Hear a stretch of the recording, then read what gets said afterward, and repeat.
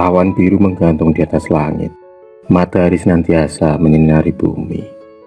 Nora, gadis cantik berambut pirang itu, semangat menjalani aktivitasnya sebagai seorang mahasiswi di salah satu fakultas kedokteran. Cantik dan pintar menjadikannya salah satu mahasiswi paling populer di kampusnya. Sebenarnya Nora bukanlah dari keluarga orang kaya. Hanya saja dia memiliki kemauan untuk merubah nasib perekonomian keluarganya. Dan atas kuasa Allah Subhanahu wa Ta'ala, di umurnya yang 27 tahun ini, dia membumi wujudkan semua keinginannya, termasuk memuliakan kedua orang tuanya. Kalau dulu dia sering diejek karena sekolah dibiayai oleh pemerintah, tapi kini semua orang hormat sekaligus menganggap Nora adalah inspirasi, bahwa miskin bukanlah penghalang untuk mengejar cita-cita. Meski di usianya yang sudah cukup dewasa kini, tapi Nora belum ada niat untuk menjalin hubungan serius dengan seseorang. Hingga pada usianya yang ke-29, dia bertemu dengan laki-laki berparas rupawan, Enggar Pramono, teman satu sekolahnya dulu yang berprofesi sebagai staf di salah satu kantor kecamatan. Meski gaji yang dimiliki Enggar tak seberapa, tapi ketulusan cintanya pada Nora membuat wanita cantik itu pun luluh. Mereka memutuskan menikah setelah menjalin hubungan selama 3 bulan. Enggar begitu menawan duduk di singgasana pengantin. Begitupun juga Nora, layaknya putri raja, bermahkotakan senyum kebahagiaan terpancar dari kedua mempelai tersebut. Enggar begitu menyayangi Nora, karena mengisahkan keluarga mereka membuat iri pada orang di sekitar mereka. Di sela-sela kesibukan Nora sebagai seorang dokter, dia selalu menyempatkan diri untuk berlibur bersama suami demi menjaga keharmonisan keluarga.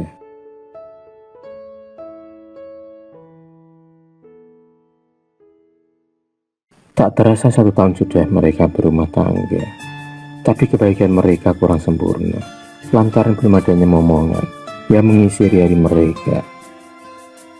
Mereka selalu berikhtiar dengan cara berkonsultasi kepada dokter atau pergi ke tempat-tempat alternatif, sering mereka lakukan. Tapi hasilnya Allah belum memberikan amanah untuk Enggar dan Nora. Hingga suatu hari Enggar membawa pulang sebuah ramuan jamu. Ramuan jamu itu dikhususkan untuk istrinya, berharap cepat hamil dan menambah kesuburan, asal minum air jamu itu secara rutin. Meski rasanya pahit, tapi Nora terpaksa meminumnya demi menuruti keinginan sang suami. Bulan Juli tanggal 20, Enggar mengajak Nora untuk berbulan madu. Terpaksa Nora izin cuti untuk sementara.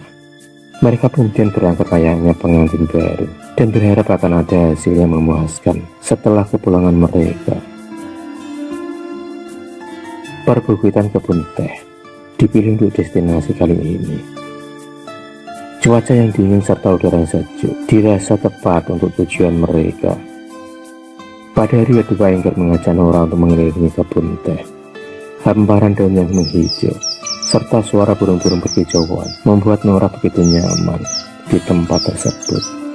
Dia merasa ada energi positif setelah dia disibukkan dengan aktivitas-aktivitasnya. Tak terasa mereka berjalan terlalu jauh dari villa. Hanya ada bukit serta jurang-jurang yang terjal. Kejadian naas itu pun terjadi. Nora jatuh tergelincir masuk ke dalam jurang yang begitu dalam hingga membuatnya sulit untuk ditolong. Enggar dan tim SAR tak dapat melacak keberadaan Nora. Dia pun dinyatakan meninggal meski jenazahnya belum ditemukan.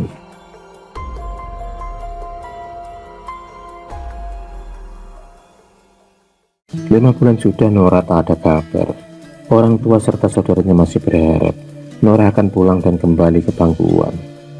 Mereka berduka dalam nestapa, kecuali Enggar yang ternyata diam-diam membawa pulang wanita barunya ke rumah Nora.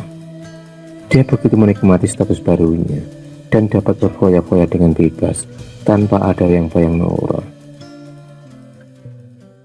Suatu malam, saat Enggar sedang tidur dengan pulasnya, samar-samar dari jendela terdengar suara orang mengetuk-ngetuk.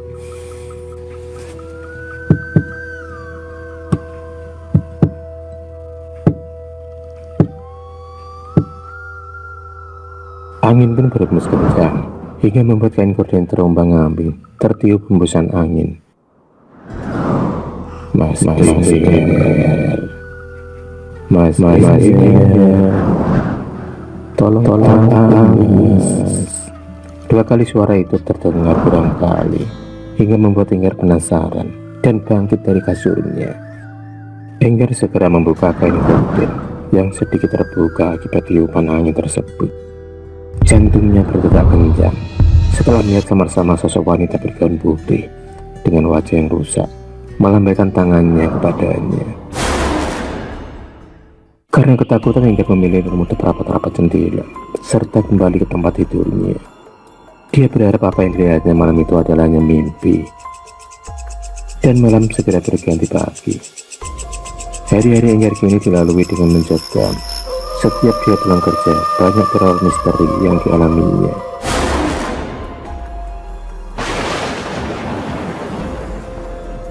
Selepas maghrib ada suara orang mandi sambil bernyanyi. Suara tersebut sama persis dengan kebiasaan Nora kalau sedang mandi. Enggar memilih tak menghiraukan suara tersebut dan kembali ke kesibukannya dengan benda pipi di tangannya. Malam pun semakin larut dan matanya sudah mulai lelah. Enggar kemudian beranjak menuju ke kamar dan baru saja membuka pintu, dia melihat sosok wanita duduk di depan meja rias sambil menyisir rambutnya. Lutut Enggar pun gemetaran dan sulit untuk digerakkan setelah melihat wanita tersebut adalah Nora dengan wajah yang hancur.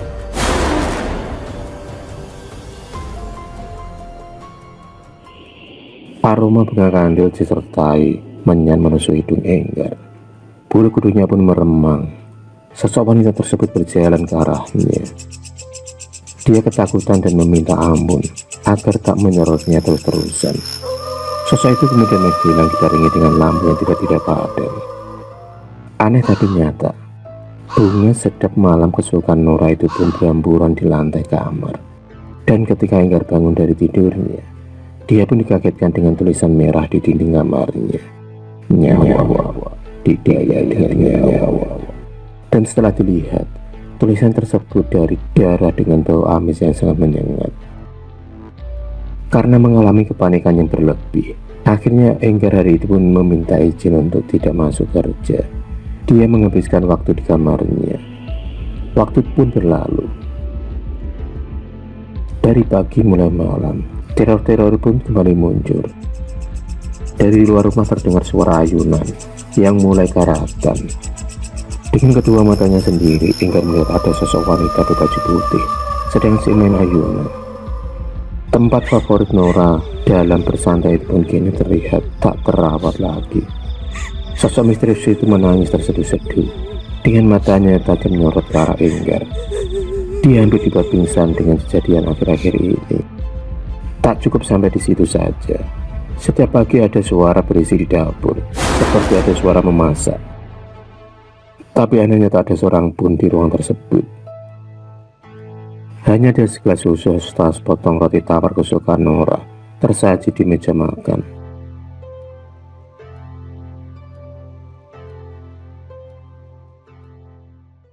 Soal itu, Enggar berencana pergi ke rumah seorang dukun untuk meminta penangkal makhluk halus. Tapi sialnya penangkal-penangkal itu tak mempan. Dia masih mengalami teror-teror yang menguji adrenalinnya. Hingga suatu hari, Enggar membawa pulang seorang wanita untuk menemaninya. Dialah Ingrid, wanita yang sudah masuk dan menjadi perusahaan rumah tangga orang. Tanpa basa-basi, dia pun memakai seluruh benda milik Nora.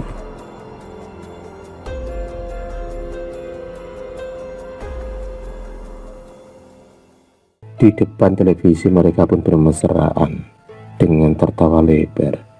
Enggar menceritakan kejadian sebenarnya pada Ingrid. Dia mengaku dia dalam kecelakaan pada Nora.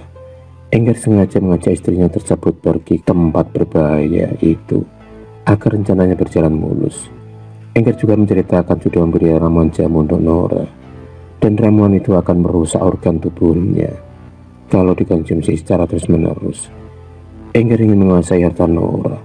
Karena hal tersebutlah Enggar tega melukai istrinya tersebut. Begitu dalam Dan yang lebih menyakitkan lagi, Enggar dan Ingrid sudah menjalin hubungan jauh sebelum menikahi Nora. Mereka tertawa puas dan mengolok-olok penderitaan Nora.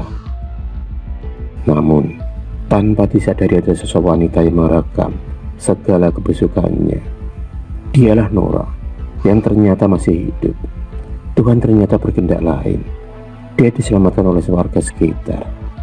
Meski tak mempunyai wajah sempurna seperti dulu, mukanya kini hancur akibat terjatuh dari tebing.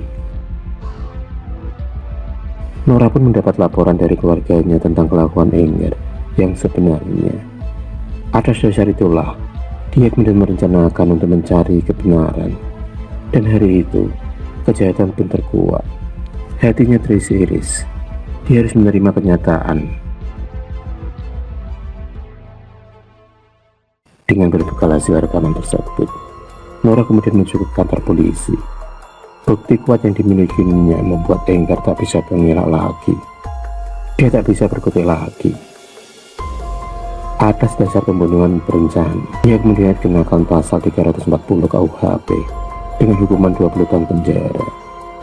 Tak ada lagi kata maaf bagi pengkhianat seperti Enggar. Setelah beberapa tahun kemudian, Nora kembali cantik lagi. Setelah operasi wajah yang dijalaninya berjalan mulus, kini kehidupannya pun lebih bahagia bersama keluarga tercinta. Tak ada kasih sayang yang tulus selain orang tua dan saudara-saudaranya. Meski Nora belum ada niat untuk menikah lagi, tapi kini dia lebih damai bersama anak-anak asuhnya.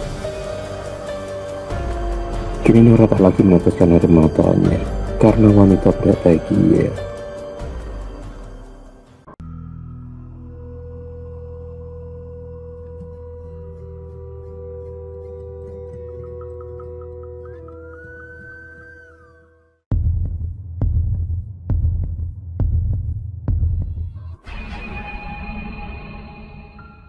Terima kasih sudah menonton video cerita bergambar ini. Klik subscribe untuk terus mendapatkan video-video cerita bergambar selanjutnya. Semangat berkarya.